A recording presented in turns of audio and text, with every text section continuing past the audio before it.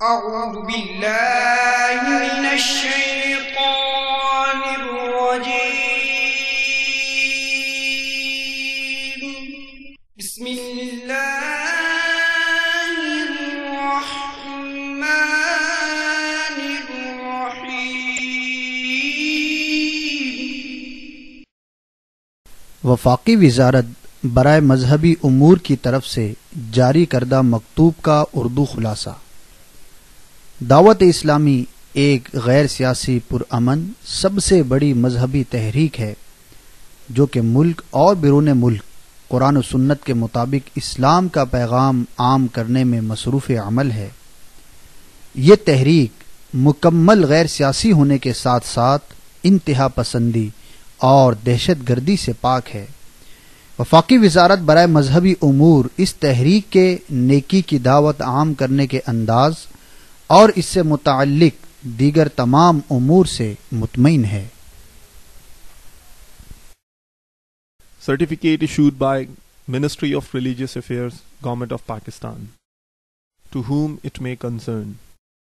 Dawat-e-Islami is the largest religious, non-political, propagational and peaceful movement of Quran and Sunnah in the country, working for propagation of the message of Holy Quran and Sunnah all over the country as well as abroad. The Jamaat is purely non-political, non-extremist and non-terrorist.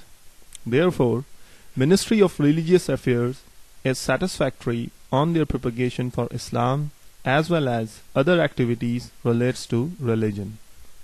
صبح ہوتی ہے شام ہوتی ہے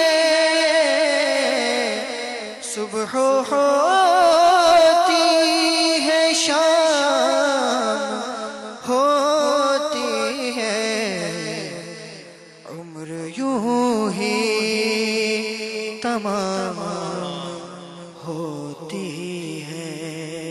ہائے غافل وہ کیا جگہ ہے جہاں پانچ جاتے ہیں چار پھرتے ہیں. شیخ طریقت امیر اہل سنت حضرت علامہ مولانا ابو بلال محمد الیاس اتار قادری رضوی دامت برکاتہم العالیہ کا امت محمدیہ صلی اللہ تعالی علیہ وآلہ وسلم کو گناہوں سے باز رکھنے والا فکر انگیز دل سوز بیان قبر کی پہلی رات. اے آج کے زندوں اور کل کے مرحوموں، ہم اس دنیا میں ایک ترتیب سے آئے. اس پرسکون نظر آنے والے ڈھیر تلے بے قراری کا عالم ہو. ہم میں سے کئی ایسے ہوں گے کہ اس کے گھر سے اس کے بھائی کا جنازہ اٹھا ہوگا. ایک دن ہم بھی اچانک یہ دنیا چھوڑ جائیں گے. اپنی موت کو مت بھول کر سامان چلنے کا، زمین کی خاک پر سونا ہے، اینٹوں کا سرانا ہے. آپ کا کفن آگ سے بدلا گیا یا جنتی کفن سے؟ ہماری قبر کی پہلی رات کیسی گزرے گی؟ اللہ تعالیٰ کے 99 نام یاد کر لو. جگہ جی لگانے کی دنیا نہیں ہے،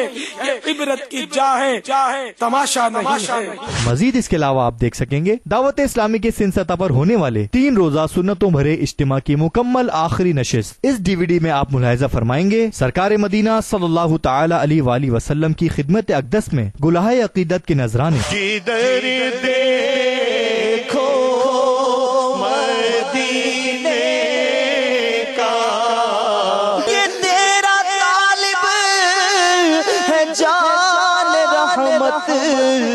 نبی رحمت شفیع امت. ذکر اللہ عز و جل دل کی گہرائیوں سے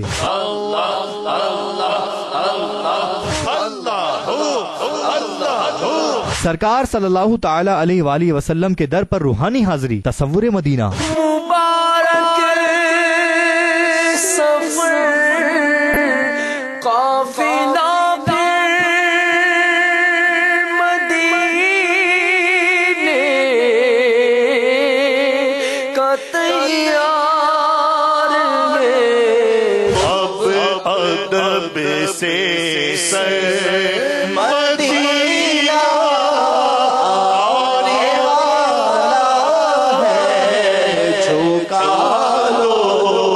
ہچکیوں اور آنسوؤں کے درمیان اپنے گناہوں کی گڑ گڑا کر توبہ.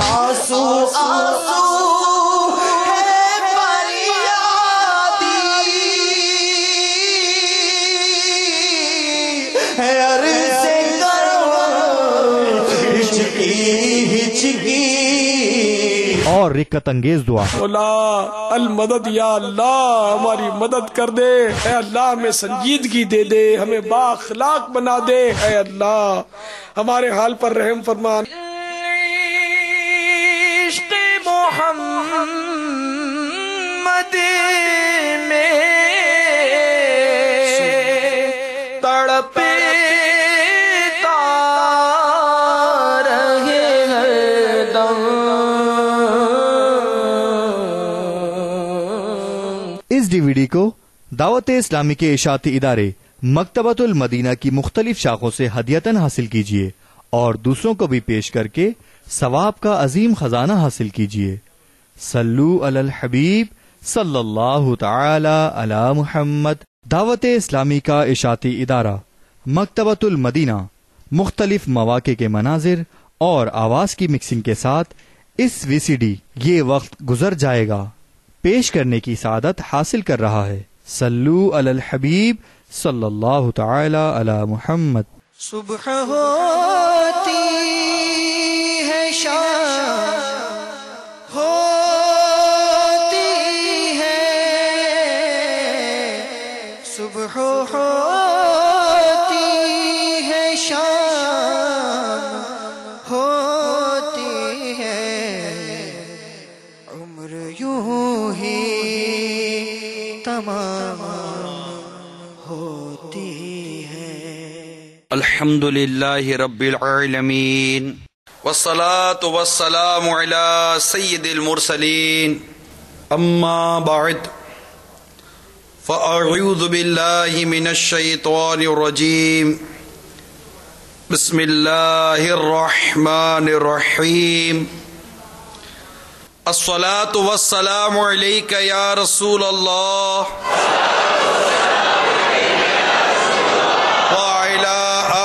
وصحابك يا حبيب الله،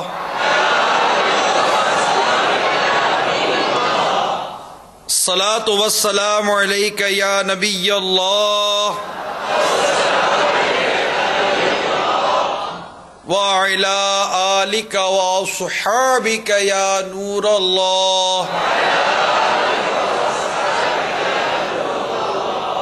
نويت سنة الاعتكاف۔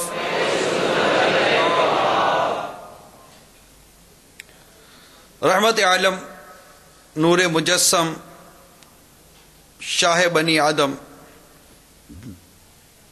رسول محتشم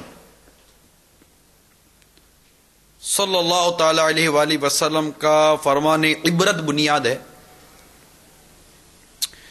جو مجھ پر درود پاک پڑھنا بھول گیا وہ جنت کا راستہ بھول گیا۔ اللہ تعالی ہمیں کثرت کے ساتھ درود پاک پڑھنے والا بنائے۔ صلو علی الحبیب وعلی آلہ وصحبہ وبارک وسلم، صلاۃ و سلام علیک یا سیدی یا سیدی یا سیدی، یا مکی یا مدنی یا قرشی یا ہاشمی یا مطلبی یا رسول اللہ صلی اللہ تعالی علیہ وآلہ وسلم۔ میٹھے میٹھے اور پیارے پیارے اسلامی بھائیوں اور مدنی چینل کے ناظرین، منقول ہے ایک بادشاہ نے اپنے وزیر سے کہا مجھے کوئی ایسی عبارت دو، ایسی تحریر دو کہ میں اسے جب بھی دیکھوں اگر غمزدہ ہوں تو خوشی نصیب ہو جائے، اور اگر خوشی ہو تو غم کی کیفیت پیدا ہو جائے۔ وزیر دانا تھا، سمجھدار تھا، عقل مند تھا۔ اس نے بادشاہ کو ایک تحریر دی جو ہر وقت بادشاہ کے پیش نظر رہتی۔ وہ تحریر میں لکھا تھا یہ وقت گزر جائے گا۔ اب بادشاہ جب بھی خوشی میں یہ دیکھتا،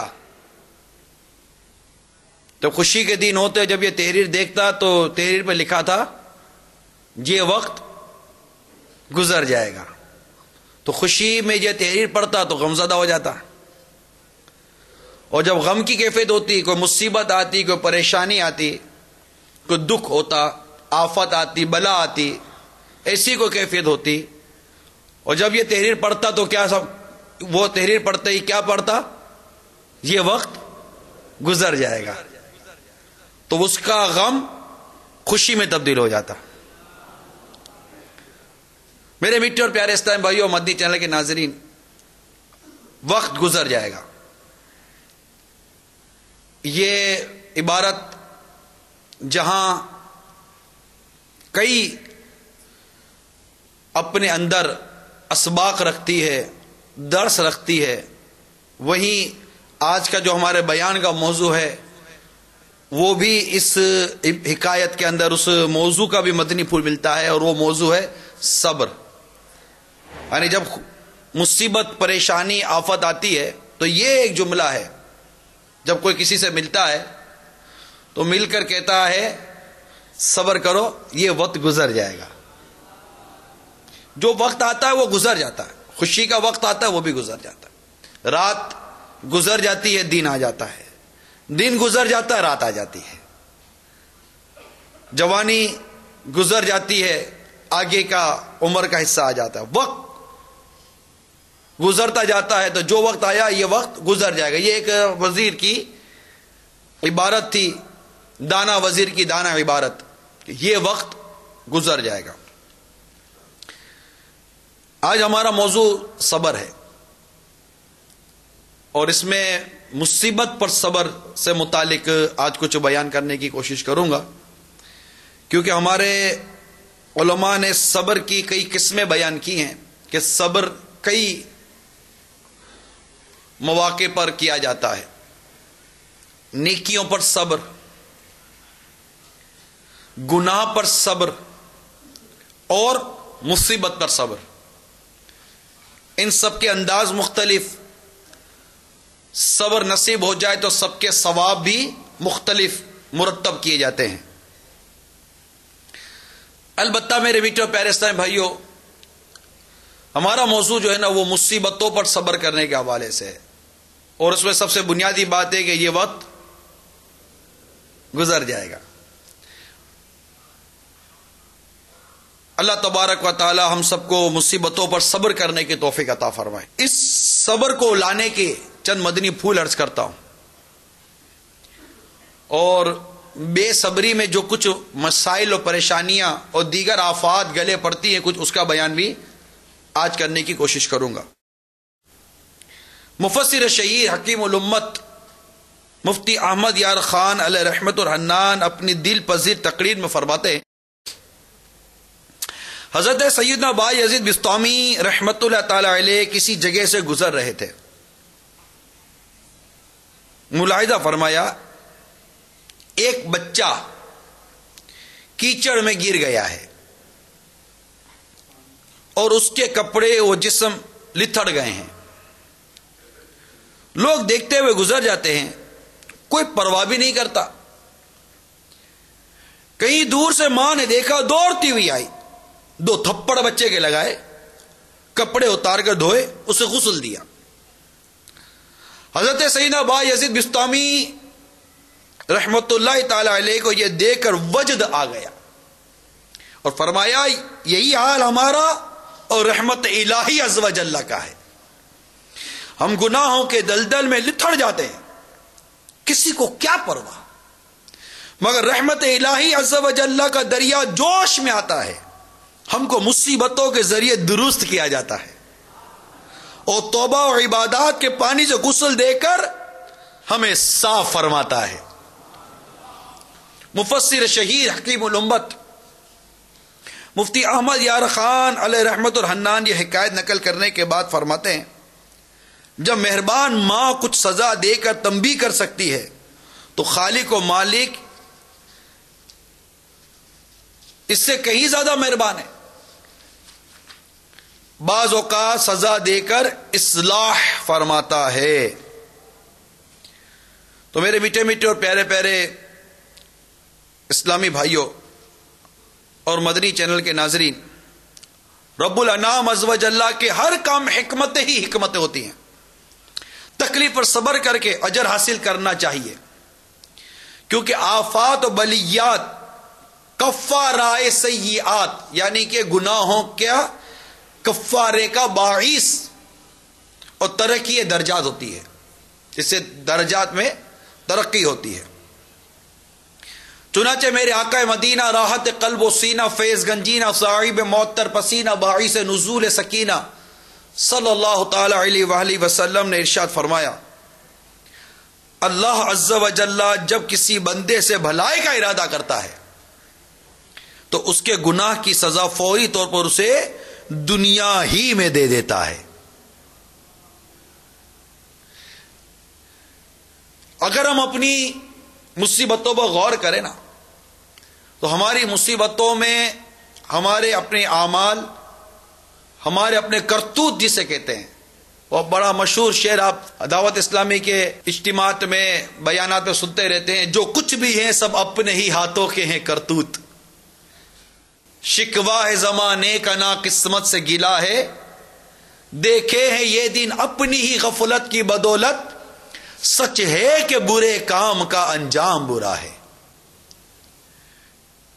یہ ان اشعاروں کو جب ہم پر مصیبت آئے، ہم پر پریشانی آئے، ہم پر بلا آئے، ہم پر آفت آئے، ہماری مال میں، ہماری جان میں، ہماری اولاد میں کسی طرح بھی ہمیں کوئی تکلیف پہنچ رہی ہے، کسی طرح ہمیں کوئی دکھ پہنچا، کسی طرح ہمیں کوئی آفت و بلا نے گھیر لیا، مال ہلاک ہو گیا، اولاد انتقال کر گئی، گھر جل گیا، تباہ و برباد ہو گئے، جس کو کہتے کہ محل میں رہتے تھے سڑک پر آ گئے،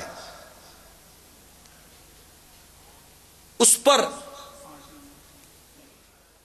اگر اپنے آپ کو مخاطب کر کے یہ شعر کہا جائے، جو کچھ بھی ہے سب اپنے ہی ہاتھوں کے ہے کرتوت، شکوہ ہے زمانے کا نا قسمت سے گلا ہے، دیکھے ہیں یہ دن اپنی ہی غفلت کی بدولت، سچ ہے کہ برے کام کا انجام برا ہے. اور پھر خود کو صبر دے، کیا کہہ کر، یہ وقت گزر جائے گا، یہ وقت گزر جائے گا. مولا مشکل کشا علی المرتضی شیر خدا کرم اللہ تعالی وجہہ الکریم فرماتے ہیں، میں تم کو اس آیت کی خبر نہ دوں جو اللہ عز و جل کی کتاب میں سب سے افضل ہے. چنانچہ پارہ 25 سورۃ الشورى آیت نمبر 30 میں ارشاد ہوتا ہے، وَمَا أَصَابَكُم مِّن مُّصِيبَةٍ فَبِمَا كَسَبَتْ أَيْدِيكُمْ وَيَعْفُو عَن كَثِيرٍ. میرے آقا اعلی حضرت امام اہل سنت ولی نعمت عظیم البرکت عظیم المرتبت پروانہ شمع رسالت مجدد دین و ملت حامی سنت ماحی بدعت عالم شریعت پیر طریقت امام عشق و محبت باعث خیر و برکت حضرت علامہ مولانا الحاج الحافظ القاری شاہ امام احمد رضا خان علیہ رحمت الرحمان اپنے شعراء آفاق ترجمہ قرآن کنز الایمان میں اس کا ترجمہ کچھ یوں کرتے ہیں، اور تمہیں جو مصیبت پہنچی وہ اس کے سبب سے ہے جو تمہارے ہاتھوں نے کمایا، اور بہت کچھ تو معاف فرما دیتا ہے. ہمیں آقا صلی اللہ تعالی علیہ وسلم نے اس کی تفسیر میں یہ بتایا ہے کہ علی کرم اللہ تعالی وجہہ الکریم، تم پر جو بیماری آتی ہے یا کوئی سزا ملتی ہے یا دنیا میں مصیبت آتی ہے تو وہ تمہارے ہاتھوں کے کرتوت کی وجہ سے ہے، اور اللہ اس سے بہت زیادہ کریم ہے کہ وہ دوبارہ پھر آخرت میں سزا دے. اور اللہ عز و جل نے جس گناہ کو دنیا میں معاف فرما دیا تو اللہ عز و جل اس سے بہت زیادہ حلیم ہے کہ وہ معاف کرنے کے بعد دوبارہ سزا دے.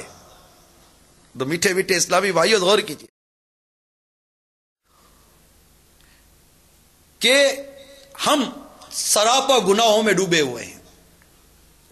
کاش جب بھی کوئی مصیبت پیش آئے اس وقت یہ ذہن بنانا نصیب ہو جائے کہ شاید آخرت کے بجائے دنیا میں ہی سزا دے دی گئی ہے. اس طرح امید ہے کہ صبر آسان ہو جائے گا.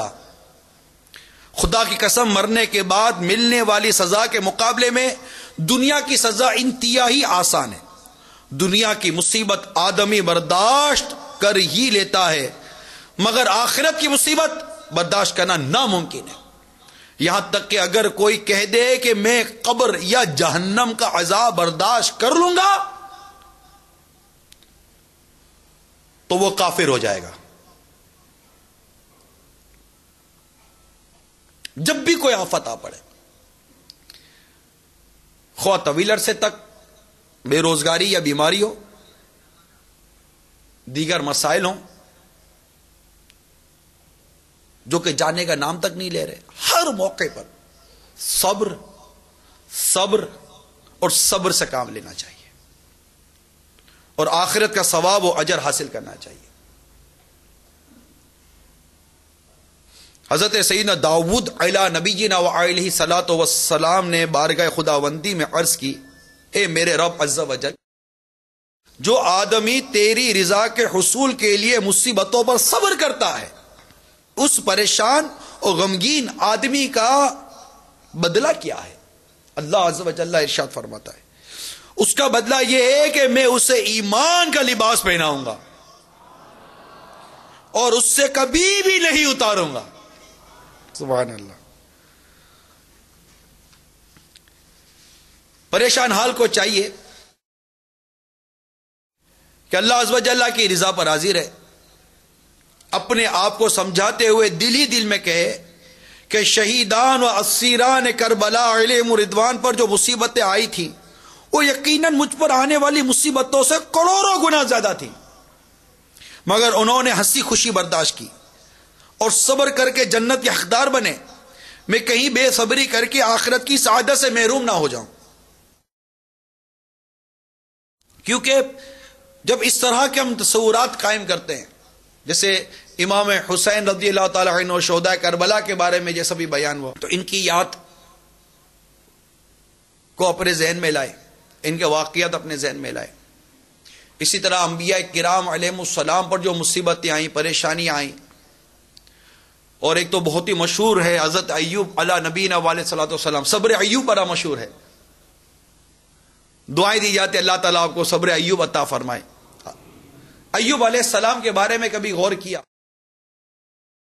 تفاسیر میں لکھا ہے کہ اتنے دولت مند تھے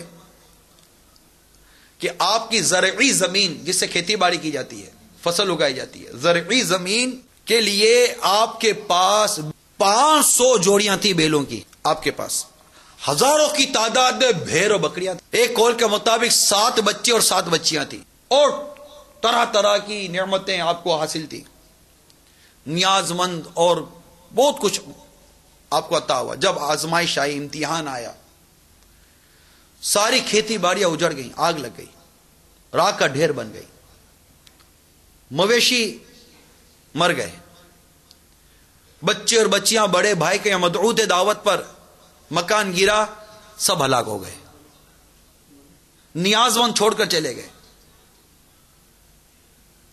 اور بھی مختلف امراض اور مختلف پریشانیاں آپ پر آئیں.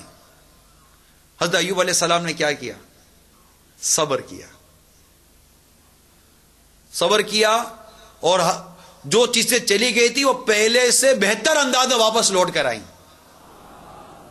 بعض کے قول، ایک قول کے مطابق 7 برس، بعض اقوال کے مطابق 18 یا 19 برس کا وہ وقت تھا جو آپ پر پریشانی اور یہ آزمائش کا وقت گزرا. حضرت یوسف علیہ السلام کے بارے میں کبھی غور کیا؟ کہاں سے چلے؟ اپنے والد صاحب سے جدا ہوئے، بھائیوں نے حسد کیا، اندھے کنویں میں ڈالا، کنویں سے نکالے گئے، کنویں سے مصر کے شہر میں پہنچے، وہاں بطور غلام بنا کر آپ کو فروخت کیا گیا. آپ پر طرح طرح کی آزمائشیں آئیں، آپ کے بعد طرح طرح کی آزمائشیں آئیں، یہاں تک کہ آپ کے پر معاذ اللہ ثم معاذ اللہ زلیخا کی وجہ سے تہمت لگائی گئی. طرح طرح کی پریشانیاں آئی، اس میں بھی آپ کو جیل کے اندر بند کیا گیا، آپ نے قید و بند کی زندگی گزاری. آخر کار ہم نے دیکھا کہ جس مصر کے شہر میں اللہ کے اس نبی کو بطور غلام بنا کر فروخت کرنے کی کوشش کی گئی، ایک وقت وہ آیا کہ اس زمین پر اتنے سے سارے ہر طرف سے جو لوگ تھے وہ سارے کے سارے حضرت یوسف علیہ السلام کے غلام بنا دیے گئے. غلام بن گئے. پوری تفسیر یوسف کے تو سارے مضامین موجود ہیں. صبر کیا, آزمائش پر صبر کیا, شکوہ شکایت نہیں کی.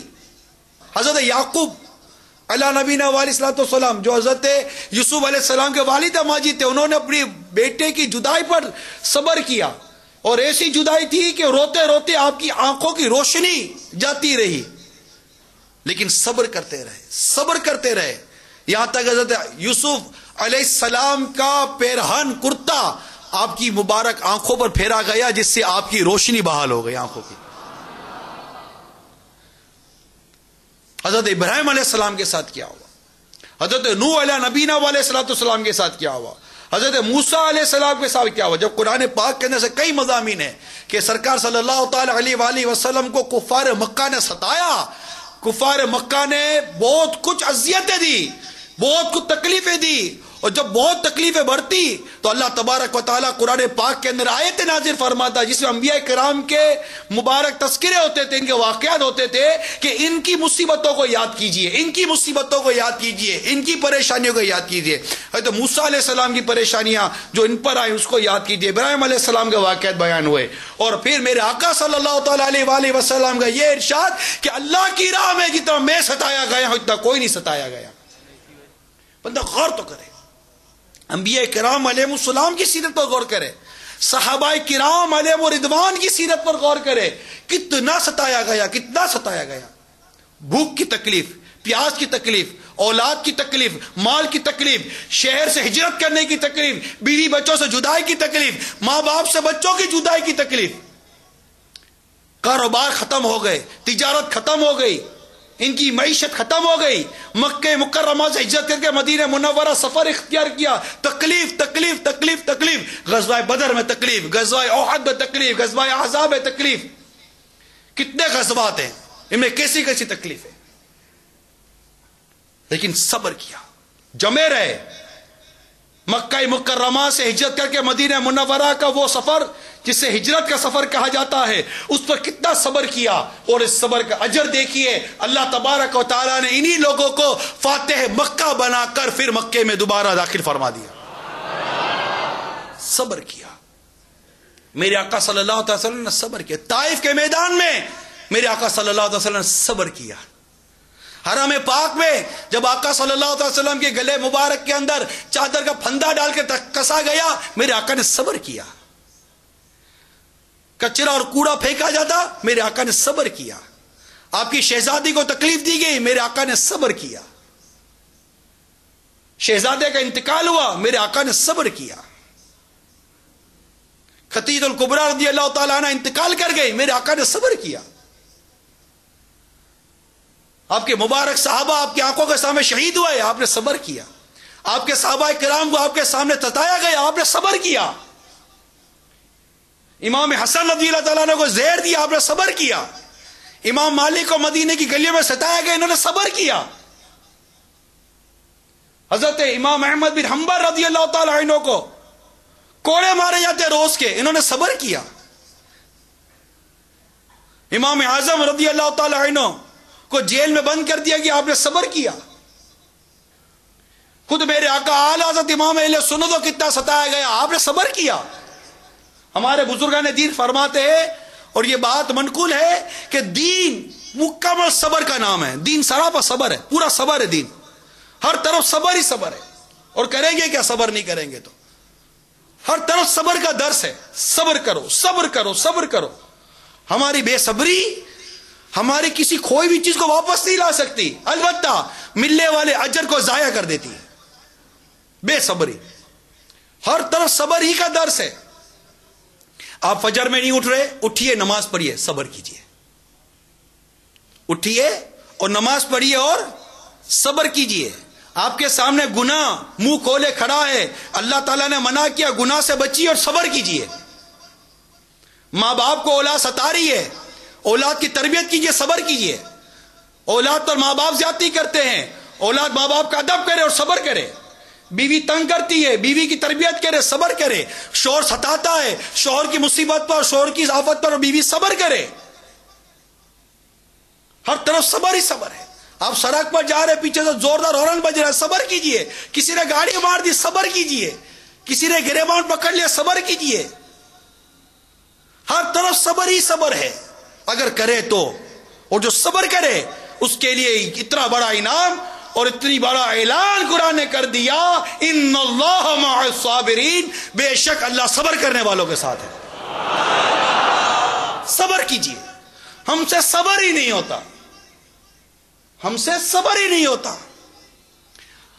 ہم صبر کا نعرہ تو ضرور لگاتے ہیں، لیکن بے صبری کرنے کے بعد،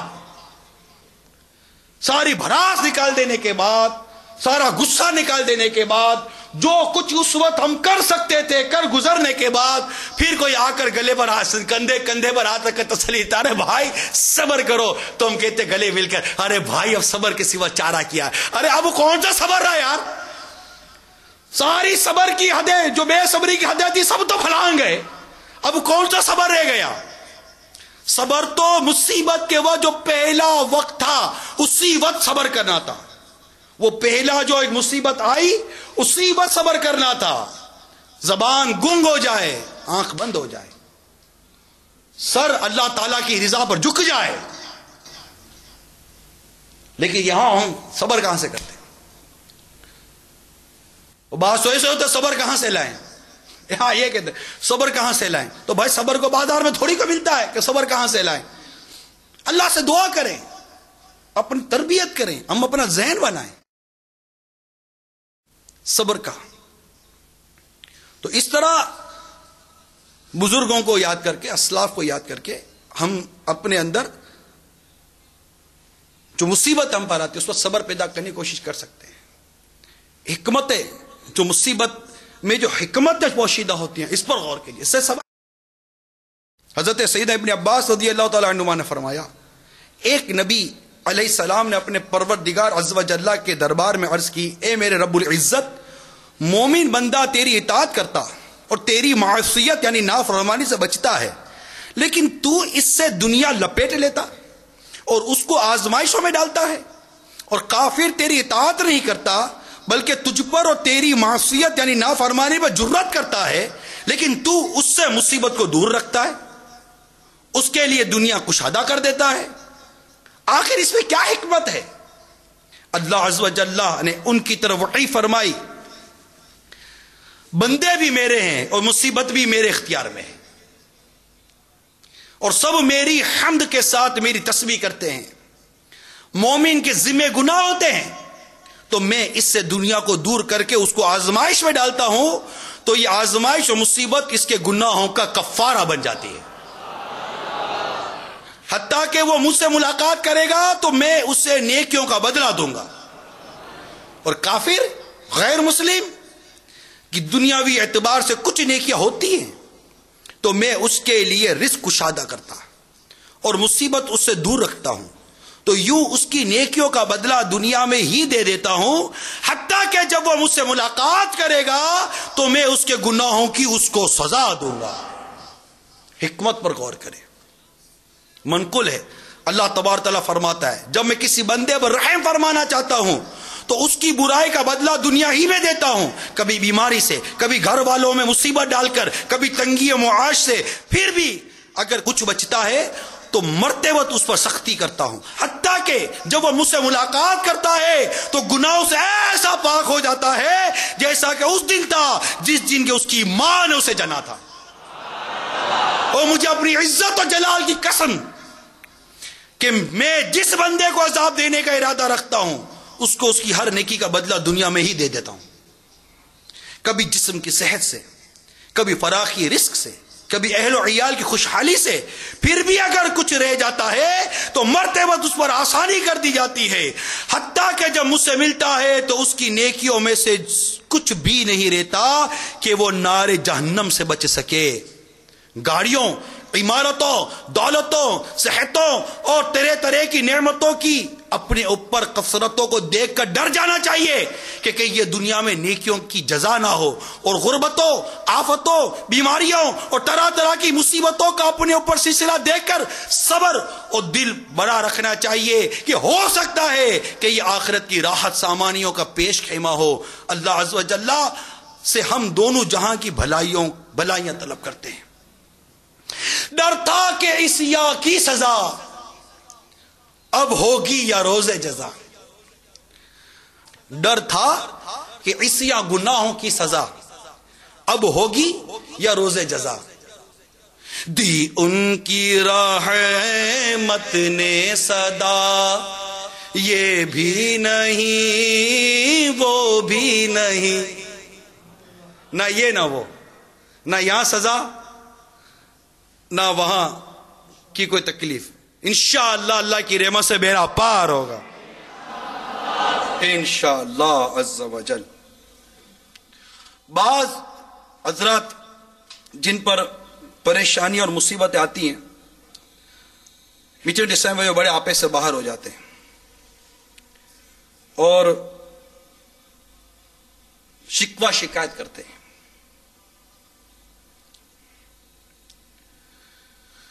تو ان کی بارگاہ میں عرض ہے کہ ایسا نہیں کرنا چاہیے، اور اس میں معاذ اللہ ثم معاذ اللہ ثم معاذ اللہ اللہ تبارک و تعالی پر اعتراض کرتے ہیں. اللہ تبارک و تعالی پر اعتراض کرتے ہیں.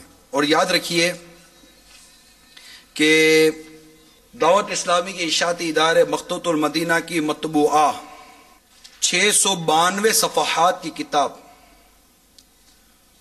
کفریہ کلمات کے بارے میں سوال جواب، اس کتاب میں ہمارے شیخ طریقت امیل سنت نے صراحت فرمائی ہے کہ اللہ عز و جل پر اعتراض کرنا صریح کفر ہے.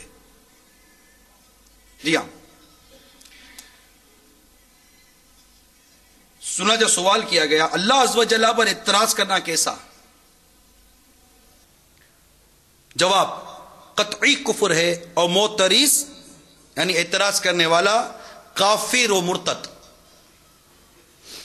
پھر ایک سوال ہوا، یہ سوال یوں سمجھیے کہ کئی ذہنوں میں ابھرنے والے سوال کی ترجمانی کر رہا ہے. یہ بھی وضاحت کر دیجئے کہ آخر اعتراض کرنا کیوں کفر ہے.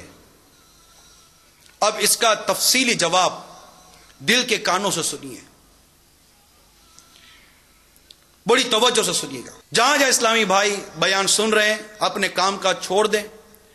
یہ اس وقت بہت ہی اہم سوال اور اس کا انتہائی اہم جواب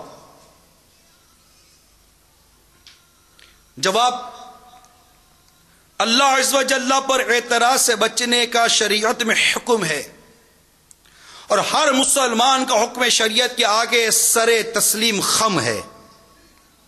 اللہ عز و جل خالق و مالک ہے، اسی عز و جل کے پیدا کردہ بندے کا اس رب پر اعتراض کرنا اس کی شدید ترین توہین ہے. معاذ اللہ عز و جل اگر اعتراض کی اجازت دے دی جائے تو پھر جس کی سمجھ میں جو کچھ آئے گا وہ کہتا پھرے گا کہ مثلا اللہ عز و جل نے فلاں کام کیوں کیا، فلاں کام کیوں نہیں کیا، اس کو یوں نہیں یوں کرنا چاہیے تھا، وغیرہ وغیرہ. اگر عقلاً بھی دیکھا جائے تو اعتراض کرنا غلط ہی ہے. کیوں؟ اعتراض اس پر قائم ہوتا ہے جس میں کوئی خامی ہو، یا جو غلطیاں یا غلط فیصلے وغیرہ کرتا ہو، جبکہ رب کائنات عز و جل کی ذات ستودہ صفات ہر طرح کی خامی و خطا سے پاک ہے. ہاں یہ بات جدا ہے کہ ناقص العقل بندہ بعض باتوں کی مصلحتیں نہ سمجھ پائے.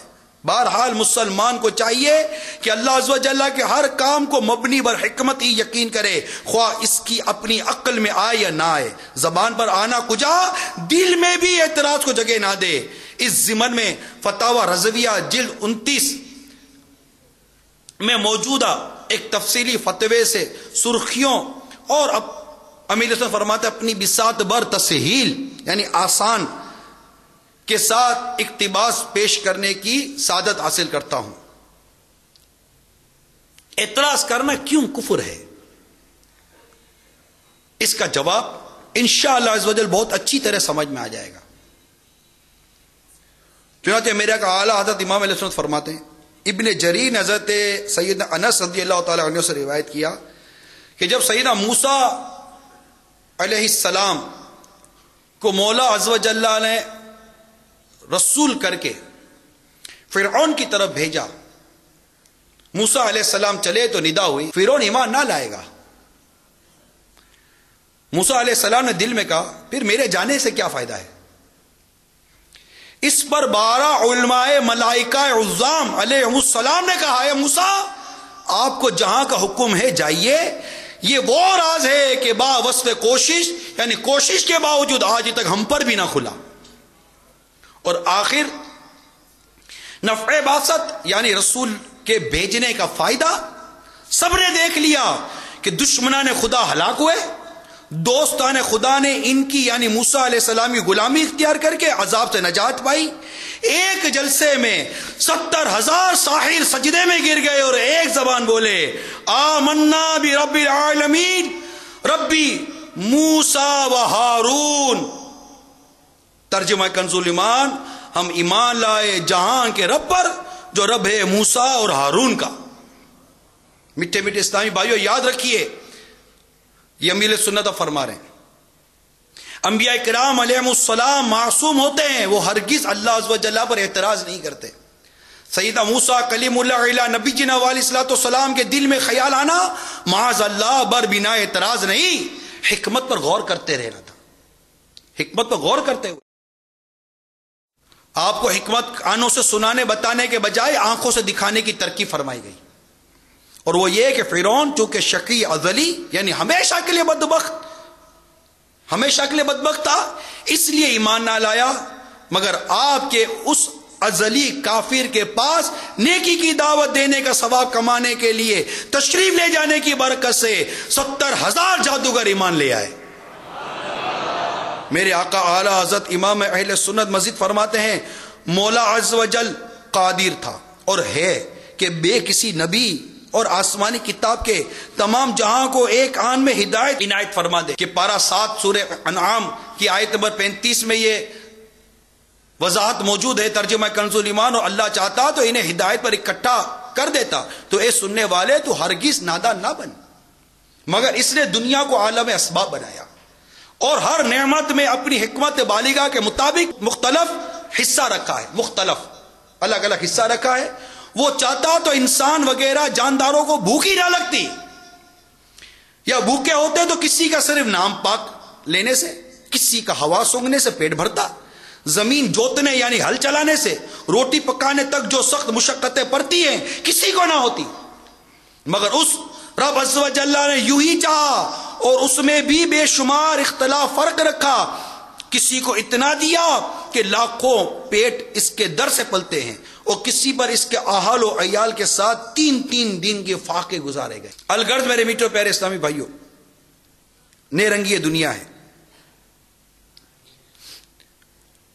مگر احمق و بد عقل یا اجہل بد دین یعنی سخت جاہل و گمراہ، وہ اس کی ناموس بارگاہ عظمت میں، اللہ عز و جل کی ناموس بارگاہ عظمت میں چوں چرا کر کرے کہ یوں کیوں کیا، یوں کیوں نہ کیا، سنتا ہے اس کی شان ہے۔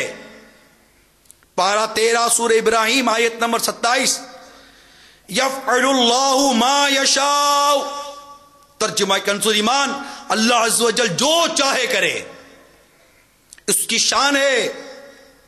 ان اللہ یحکم ما یرید، ترجمہ کنز الایمان پارہ 6 سورہ مائدہ آیت نمبر 1، بے شک اللہ عز و جل حکم فرماتا ہے جو چاہے۔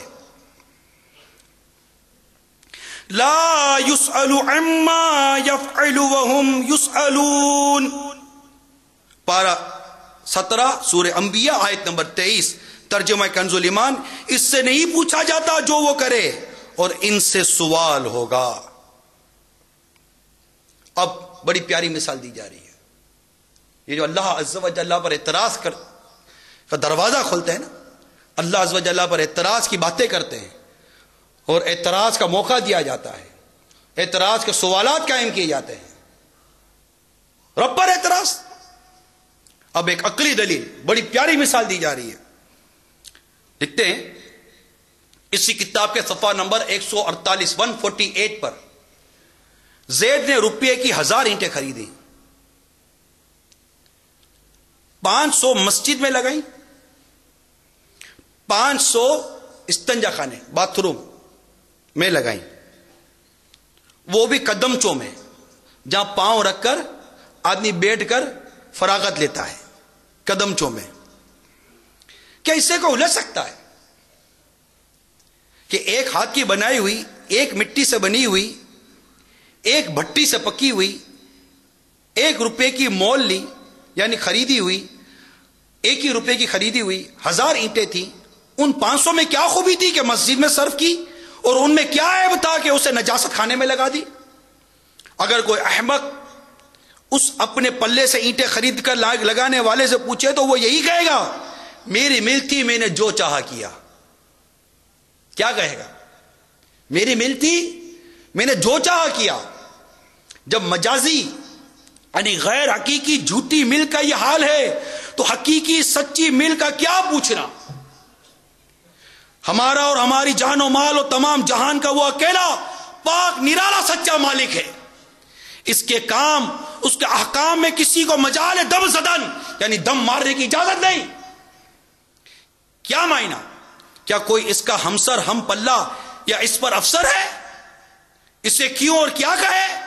مالک علی الاطلاق یعنی مالک کے مطلق، ہر کام کا مالک و مختار ہے، بے اشتراک ہے یعنی شرکت سے پاک، جو چاہا کیا، جو چاہے کرے گا. ذلیل فقیر، بے حیثیت حقیر، اگر بادشاہ جبار سے الجھے تو اس کا سر کجایا ہے، شامت نے گھیرا ہے. اس بادشاہ سے الجھنے والے سے ہر عاقل یعنی عقل مند یہی کہے گا او بد عقل بے ادب، اپنی حد پر ہے. جب یقیناً معلوم ہے کہ بادشاہ کمال عادل و جمی کمالات صفات میں یکتا و کامل ہے تو تجھے اس کے احکام میں دخل دینے کی کیا مجال ہے؟ ایک اور مثال دی جا رہی ہے.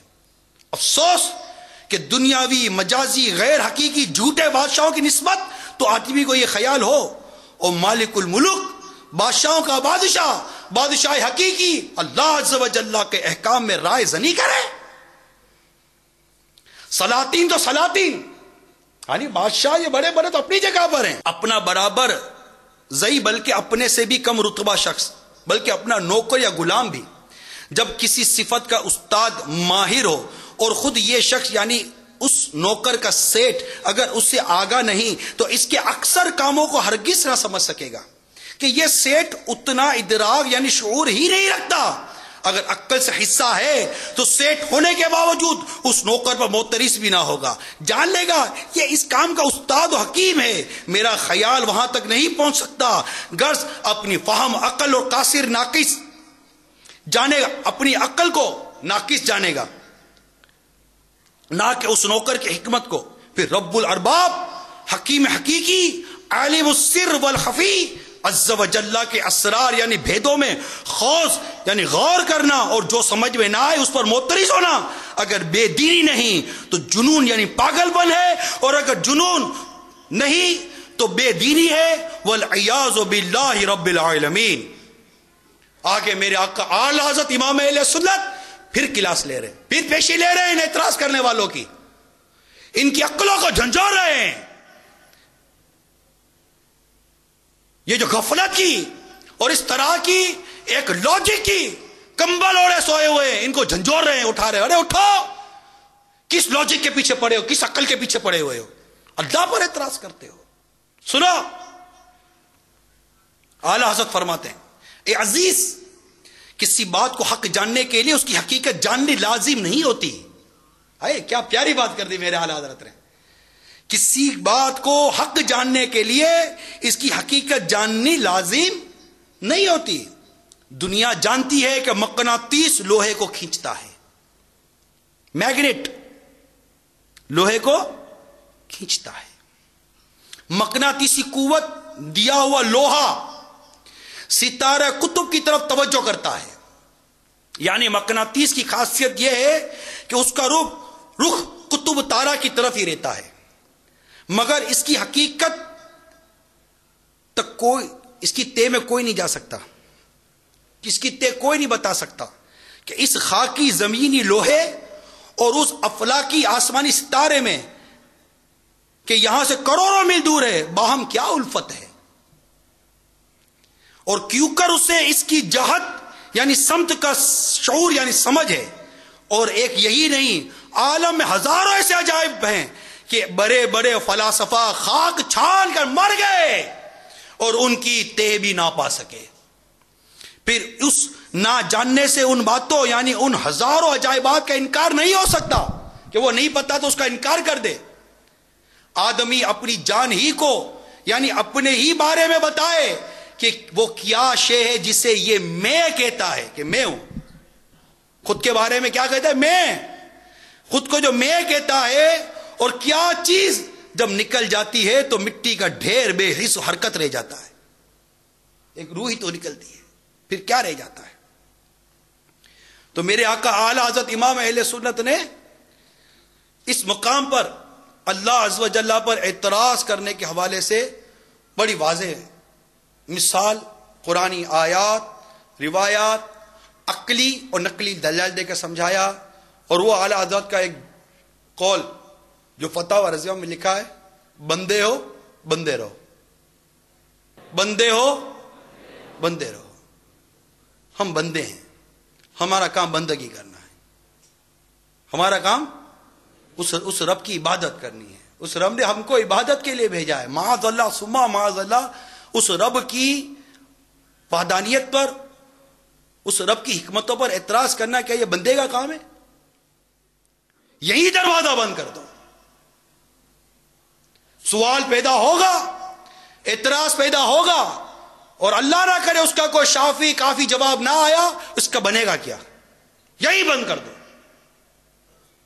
اور جو اعلیٰ حضرت امام اہل سنت وضاحت کی، اسے لے لیجئے اس کتاب کو.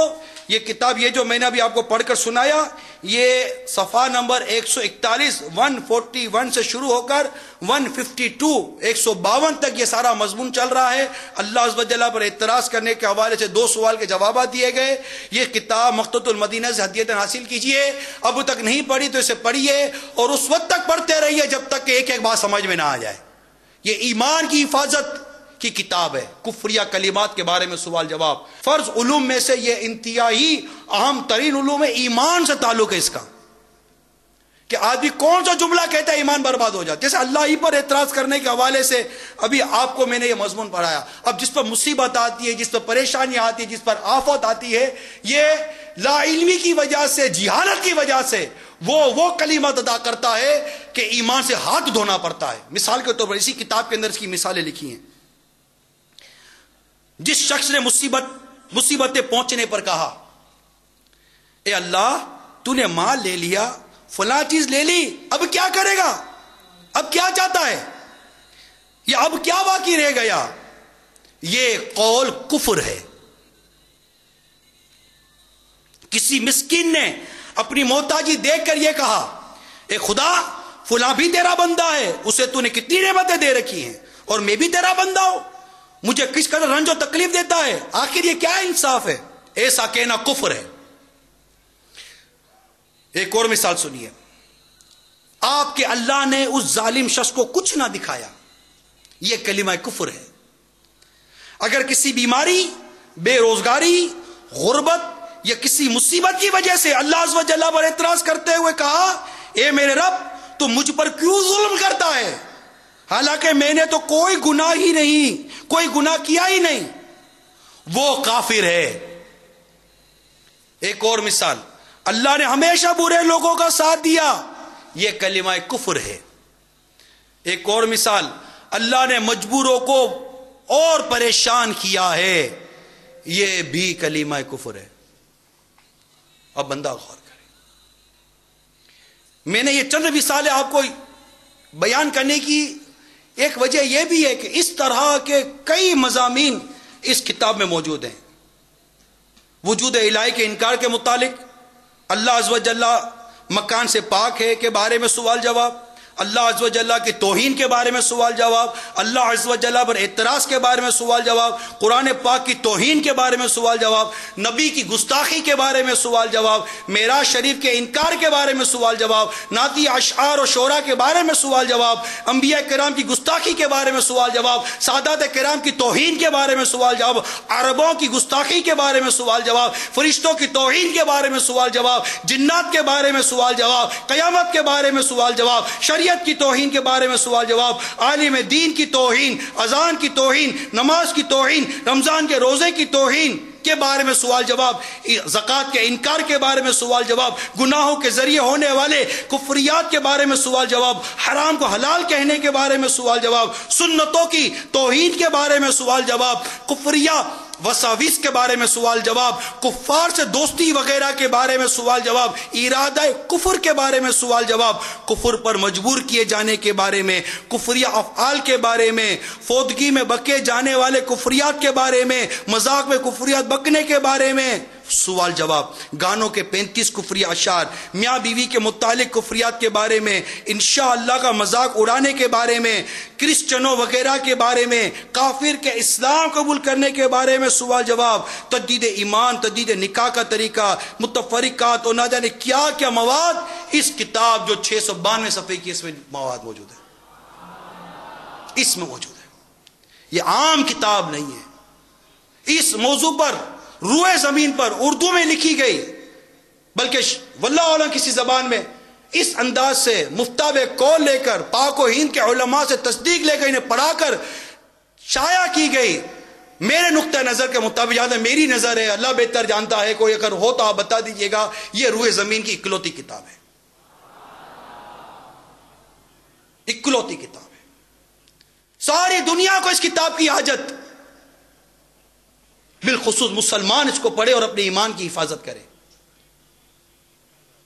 ہمارے علماء دین نے، مفتیان کرام نے جو اس کتاب کی تصدیق میں اور اس کے متعلق تاثرات لکھے، یہاں تک لکھا کہ جامعات کے اندر جو علماء پڑھاتے، جامعات کے نصاب میں اس کتاب کو داخل کیا جائے، اسکول اور کالج اور یونیورسٹی کی تعلیم میں اس کتاب کو داخل کیا جائے کہ یہ کتاب ایمان کو بچانے والی ہے، نہ صرف ایمان کو بچانے والی ہے بلکہ ایمان اور عقیدے کو مضبوط کرنے والی ہے۔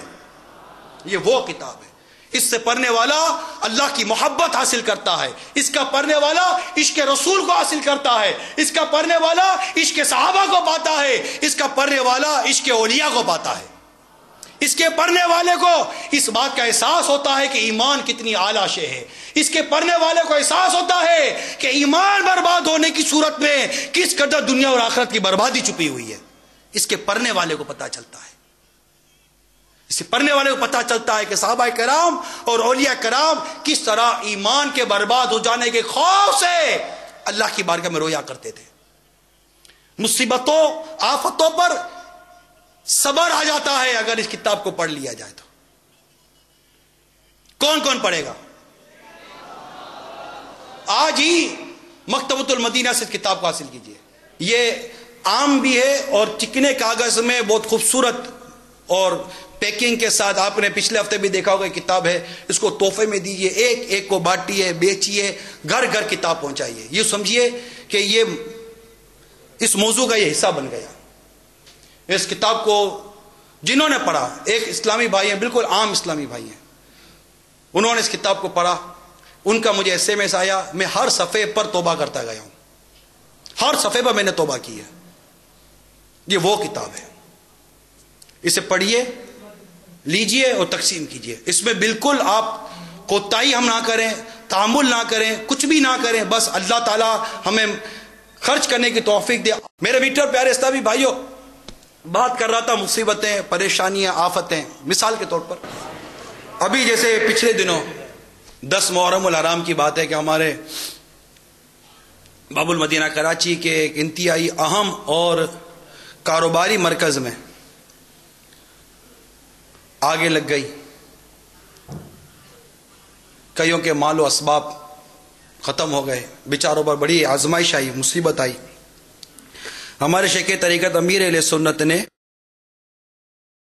ان کی تسلی کے لیے، ان کی دل جوئی کے لیے، ان کو نصیحتوں کے لیے، نیکی کی دعوت کے لیے مختلف نیتوں کے ساتھ وہاں جن جن کے عاشقان رسول کے نقصانات ہوئے ان کے لیے مکتوب روانہ کیے تحریر. الحمدللہ مجھے بھی وہ مکتوب پڑھنے کی سعادت حاصل ہوئی. میں سوچا کہ یہ اتنا اہم اور قیمتی مکتوب، اگرچہ وہاں کئیوں کے ہاتھوں میں ابھی تک پہنچ چکا ہے مکتوب، اور جو ہمیں مزید نام مل رہے ہیں ان تک مکتوب پہنچانے کی ہم ترکیب بنا رہے ہیں، لیکن ایک ذہن میں خیال آیا کہ اتنا اہم مکتوب کہ مختلف مصیبتیں مختلف لوگوں پر دنیا بھر میں آتی، تو کیا ہی بہتر ہو کہ یہ مکتوب ہم ہفتہ وار اجتماع میں پڑھ کر سنا دیں. تو آئیے میں امیر سنت کا وہ مکتوب آپ کو پڑھ کر سناتا ہوں. انشاءاللہ عز و جل اس سے ان کو اور ہمیں بھی صبر کے حوالے سے، مصیبتوں کے حوالے سے، پریشانیوں کے حوالے سے بہت کچھ سیکھنے کو ملے گا. چنانچہ اس میں ہمیں یہ بھی اندازہ ہوگا کہ دلجوئی کیسے کی جاتی ہے، مکتوب کیسے لکھا جاتا ہے. نام وغیرہ لکھنے کے بعد اپنا، ان کا تو نام نہیں لکھا جن کا، کیونکہ وہ تو یہی تھا کہ جو ملے ان کو نام لکھ کر ان عاشقان رسول کو دے دیا جائے. سلام کے بعد السلام علیکم ورحمۃ اللہ وبرکاتہ، الحمد للہ رب العالمین علی کل حال. گھر لٹانا جان دینا کوئی تجھ سے سیکھ جائے، جان عالم ہو فدا اے خاندان اہل بیت. اب کی بار یوم عاشورہ 1431 ہجری آپ کے لیے سخت امتحان کا سامان لایا. باب المدینہ کی بار رونق شاہراہ یعنی محمد علی جناح روڈ یکا یک زوردار دھماکے سے گونج اٹھا. ہر طرف انسانی اعضاء بکھر گئے، لاشوں کے انبار لگ گئے، زخمیوں کی چیخ و پکار سے فضا کا سینہ لرز اٹھا. 100 کروڑ افسوس، خدا سے ڈرنے اور اس سانحے جہاں کا سے عبرت پکڑنے کے بجائے ہمارے یہاں کے بعض مجرمانہ ذہنیت کے حامل درندہ صفت انسان مزید وحشت و بربریت پر اتر آئے اور حسب روایات سابقہ آتش و خون سے کھیلنے میں مشغول ہوئے. لوٹ مار مچائی، جہاں جہاں بن پڑا آگ لگائی، بے شمار دکانیں شعلوں کی لپیٹ میں آ گئیں، کئی عمارتیں ڈھہ پڑیں اور ظالموں نے آن کی آن میں اربوں روپے کی مالیات کے اسباب کو راکھ کر ڈھیر بنا دیا. نہ جانے کتنے ہی مظلوم مسلمان گھر سے بے گھر ہو گئے، بے شمار غریب ملازمین بے روزگار ہوئے، نہ جانے کتنے ہی ستم زدوں کی زندگی بھر کی پونجی آتش زدگی نظر ہو گئی. انہی مظلوموں میں سے ایک آپ بھی ہیں جس کو یہ مکتوب جائے گا.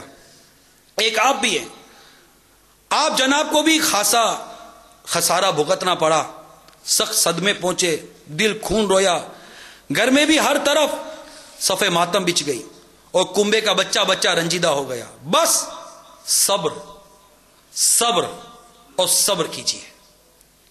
خواہ مخواہ کی قیاس آرائیاں اور گلے شکوے کرنے کے بجائے مسلم شریف کی حدیث پاک کی تعلیم کے مطابق دامن صبر تھام کر کہیے قدر اللہ وما شاء فعل، یعنی وہی ہوا جو خدا عز و جل نے مقدر کیا. دعا ہے خدا بے نیاز و کارساز عز و جل آپ پر اور آپ کے اہل خاندان پر رحم فرمائے، نقصان کا نعم البدل نصیب کرے، پہلے سے بہتر روزگار عنایت فرمائے، آپ کے خزاں رسیدہ چمن کو باغ و بہار بنائے، دنیا اور آخرت کی بھلائیاں دے، میری آپ کی اور ساری امت کی مغفرت فرمائے. آمین بجاہ النبی الامین صلی اللہ تعالی علیہ وآلہ وسلم. دعوت اسلامی کی اشاعتی ادارے مکتبۃ المدینہ کی مطبوعہ 743 صفحات پر مشتمل کتاب جنت میں لے جانے والے اعمال صفحہ نمبر 600 تا 612 سے منتخب کر کے اس واقعہ ہائلہ کی مناسبت سے رنج و مصیبت کے فوائد اور فضائل کے متعلق لفظ امام حسین کے 8 حروف کی نسبت سے 8 فرامین مصطفیٰ صلی اللہ تعالی علیہ وسلم پیش کرتا ہوں. کاش آپ کے زخم جگر کو مرہم میسر آ سکے. نمبر 1، فرمان مصطفیٰ صلی اللہ تعالی وسلم. مومن کے معاملے پر تعجب ہے کہ اس کا سارا معاملہ بھلائی پر مشتمل ہے، اور یہ صرف اسی مومن کے لیے جسے خوشحالی حاصل ہوتی ہے تو شکر کرتا ہے، کیونکہ اس کے حق میں یہی بہتر ہے. اور اگر تنگ دستی پہنچتی ہے تو صبر کرتا ہے تو یہ بھی اس کے حق میں بہتر ہے. اسے صحیح مسلم کا حوالہ یہاں موجود ہے. دوسرا، مومن کی مثال اس کھیتی کی طرح ہے جسے ہوائیں ہلاتی رہتی ہیں اور مومن آفات میں مبتلا رہتا ہے.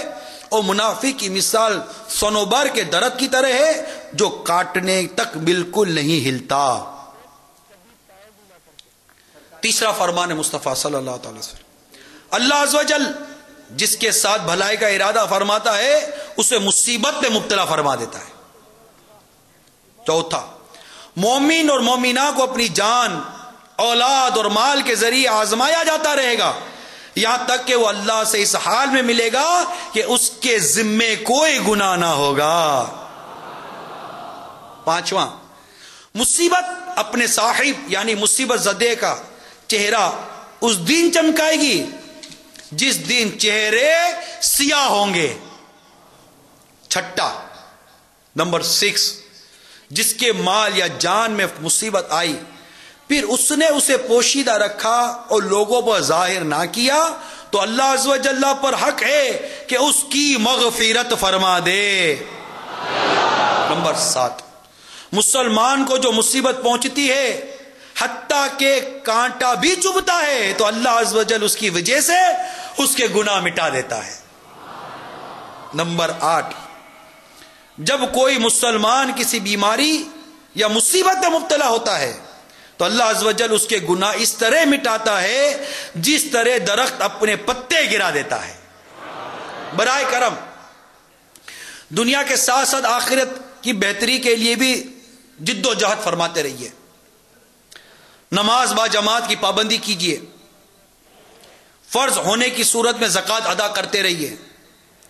زکوٰۃ نہ دینے سے دنیا میں بھی نقصان ہوتا ہے، جیسا کہ طبرانی کی حدیث پاک میں ہے، خشکی و تری میں جو مال تلف یعنی برباد اور ضائع ہوتا ہے وہ زکوٰۃ نہ دینے سے تلف ہوتا ہے. دعوت اسلامی کے ہفتہ وار اجتماع فیضان مدینہ میں ہر جمعرات تشریف لاتے رہیے. ہر ماہ سنتوں کی تربیت کے متنی قافلے میں عاشقان رسول کے ساتھ سفر کی ترکیب رکھیے. مدنی چینل کے ذریعے علم دین حاصل کرتے رہیے کہ اس کی برکت سے گناہوں سے نفرت اور عبادت کی طرف رغبت ملے گی. تو میرے میٹھے اور پیارے اسلامی بھائیوں، یہ مختصر سا مکتوب امیر اہل سنت نے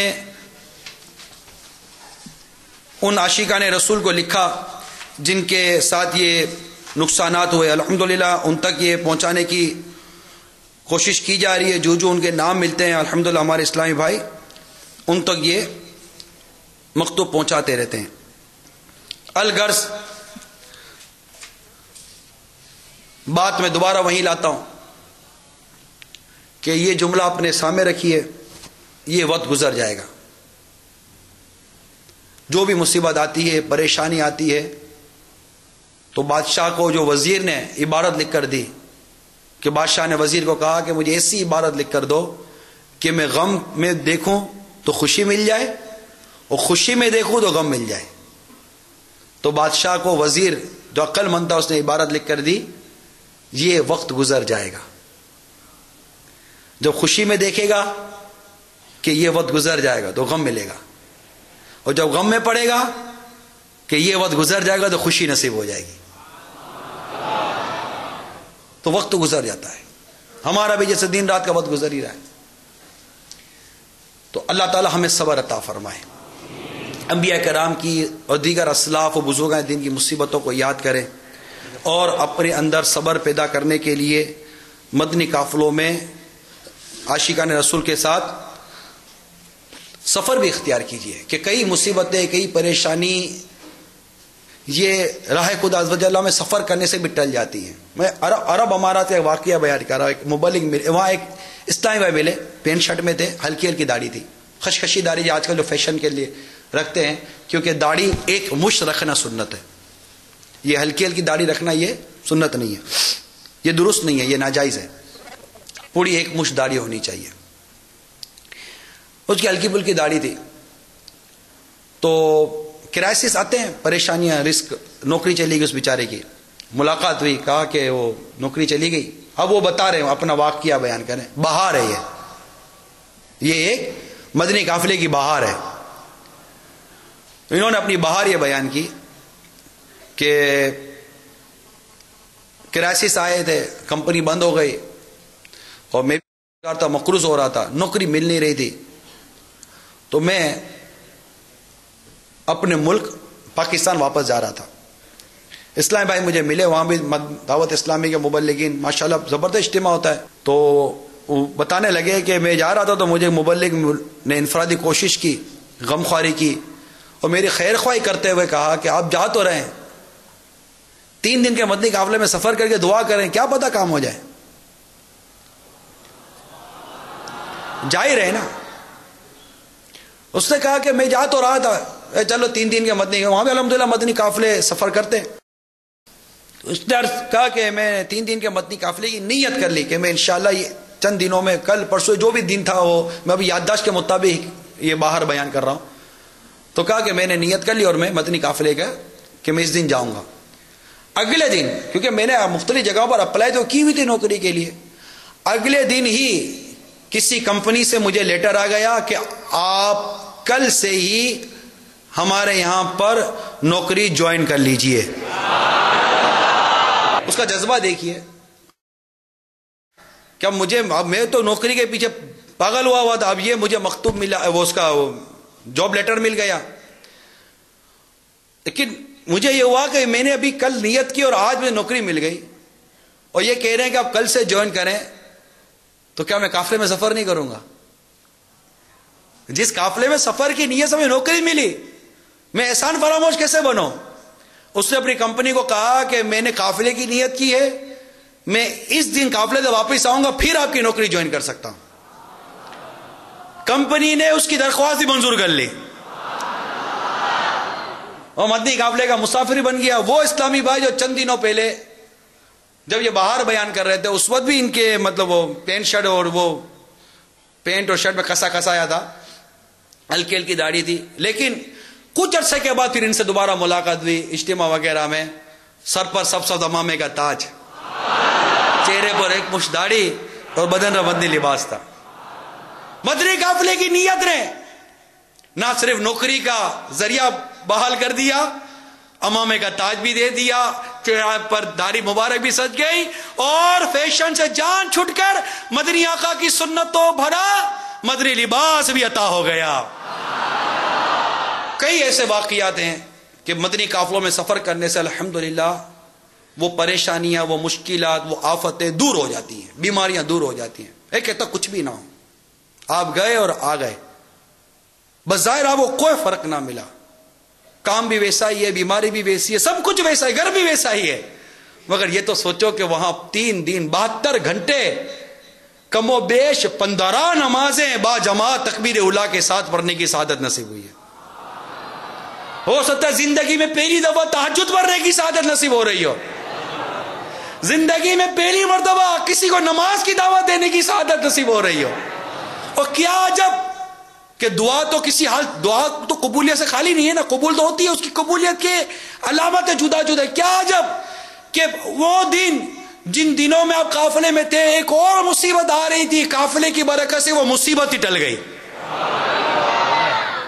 ایک مصیبت آ پڑی تھی، دوسری پیچھے ہی تھی کہ آپ نے قافلے کی نیت کی اور قافلے میں جا کے دعا کی کہ دعا بلا کو روکتی ہے، بلا کا راستہ دعا روکتی ہے. آپ نے دعا کی، بلا کس کو نظر آتی ہے؟ بلا کس کو نظر آتی ہے؟ بلا اتر رہی تھی، بلا آ رہی تھی، دعا گئی اور بلا کا مقابلہ کیا اور دعا بلا سے جیت گئی، بلا نہیں آئی، آپ نے دعا کی. تو میرے میٹھے اور پیارے اسلامی بھائیوں، مدنی قافلوں میں سفر کی نیت کر لیجئے. انشاءاللہ ہر 30 دن میں 3 دن لازمی مدنی قافلے میں ضرور سفر اختیار کروں گا. مدنی انعامات پر عمل کی بھی نیت کیجیے. انشاءاللہ قافلوں میں سفر کرنے سے، مدنی انعامات پر عمل کرنے کی برکت سے ہمیں اللہ تبارک و تعالی نے چاہا تو صبر کی نعمت نصیب ہوگی کہ صبر اور وہ مدنی پھول جو وزیر نے بادشاہ کو دیا، یہ وقت گزر جائے گا. کہ زبان پر شکوائے رنج و الم لایا نہیں کرتے.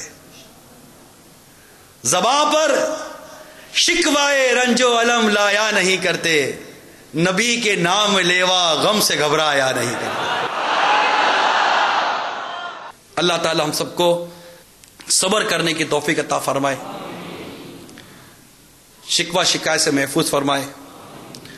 آمین بجاہ النبی الامین صلی اللہ تعالی علیہ وآلہ وسلم.